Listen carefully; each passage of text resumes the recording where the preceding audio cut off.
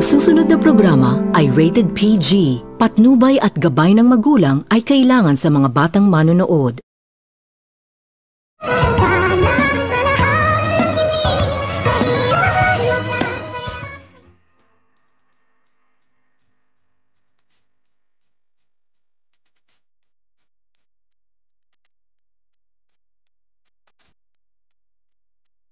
Pagkatapos nitong mabalitaan ni Lynette na buhay umano ang anak ni Giselle at dito agad naman din nitong naisipan ni Lynette na gusto umano nitong makita ni Lynette ang anak ni Giselle, kung kaya't agad naman din itong nakapagdesisyon itong si Lynette na pumunta umano ito sa Apex Medical Hospital upang makita umano nito ni Lynette ang anak ni Giselle, kung kaya't agad naman din itong nagtungo itong si Lynette sa Apex Medical Hospital at dito nang makarating na itong si Lynette ay agad nitong tinawagan ni Lynette itong si Giselle, kung kaya tuwang-tuwa naman din itong si Giselle at agad naman din itong sinalubong ni Giselle itong si Lynette at dinala nito ni Giselle sa kanyang opisina at dito agad naman din itong pinaupo ni Giselle itong si Lynette at agad nitong sinabihan ni Giselle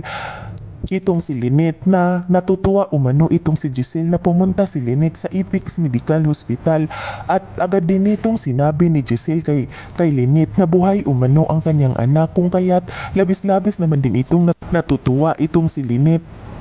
At sinabihan nito ni Lynette kung pwede ba umano nitong makita ni Lynette ang kanyang anak at dito agad naman din itong sinagot ni Giselle itong si Lynette na yun din umano ang balak ni Giselle na ipakilala umano nito kay Lynette ang kanyang anak na itong si Justin at agad naman din itong ibinalita ni Giselle kay Lynette na hindi lang umano itong si Justin na pumunta sa Apex Medical Hospital dahil kasama rin umano nito ni Justin ang kanyang ama, kung kaya't napanganga naman din itong si Lynette sa kanyang narinig galing sa bibig ni Giselle at dito agad naman din itong sinabihan ni Lynette itong si Giselle na baka magkatuluyan na umano silang dalawa at dito agad naman din itong napangiti itong si Giselle sa harapan ni Lynette at maya-maya pa ay agad na nitong pinatawag ni Giselle ang kanyang anak, kung kaya't agad naman din itong nagkakilala si Lynette at si Justin at pagkatapos nitong mag-usap itong dalawa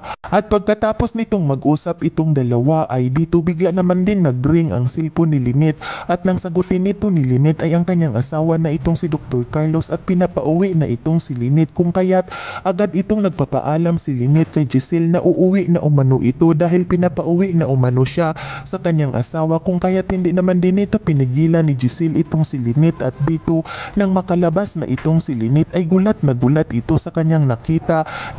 nito ni Lynette ang kamukha ng kanyang kapatid, kung kaya't hindi nito napigilan ni Lynette ang kanyang sarili at naisip nito ni Lynette ang kanyang kapatid na sana siya nga umano ang kapatid nito. Yan ay ating aabangan sa susunod pa na pangyayari sa kaganapang ito ng abot kamay na pangarap. Huwag mong kalimutang isubscribe at i-hit ang notification bell ng aking channel